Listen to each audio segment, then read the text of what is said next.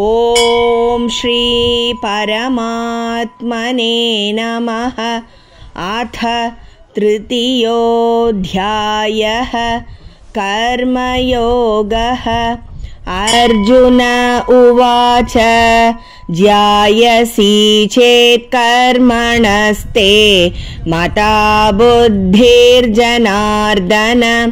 तत्किं कर्मणि घोरे मां नियोजयसि केशव। व्यामिश्रेणेव वाक्येन बुद्धिं मोहयसीव मे तदेकं वद निश्चित्य येन श्रेयोऽहमाप्नुयाम्। श्रीभगवानुवाच लोकेऽस्मिन् द्विविधा निष्ठाः पुरा प्रोक्ता मया नघ। ज्ञानयोगेन सांख्यानां कर्मयोगेन योगिनां। न कर्मणामनारम्भात् नैष्कर्म्यं पुरुषोऽश्नुते न च सन्न्यसनादेव सिद्धिं समधिगच्छति। न हि कश्चित् क्षणमपि जातु तिष्ठत्य कर्मकृत् कार्यते ह्यवशः कर्म सर्वप्रकृतिजैर्गुणैः।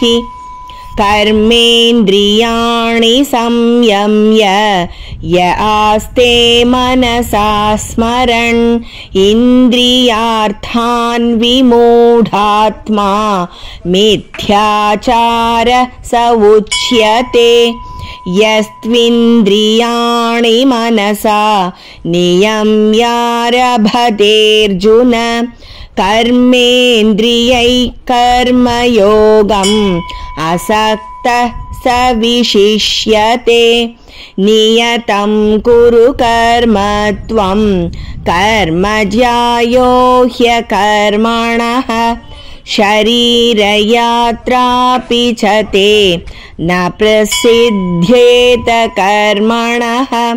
यज्ञार्थात् कर्मणोऽन्यत्र लोकोऽयं कर्मबन्धनः।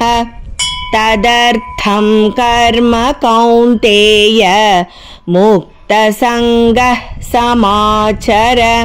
सह यज्ञाः प्रजा सृष्ट्वा पुरोवाच प्रजापतिः अनेन प्रसविष्यध्वं येष वोस्त्विष्टकामधुक्।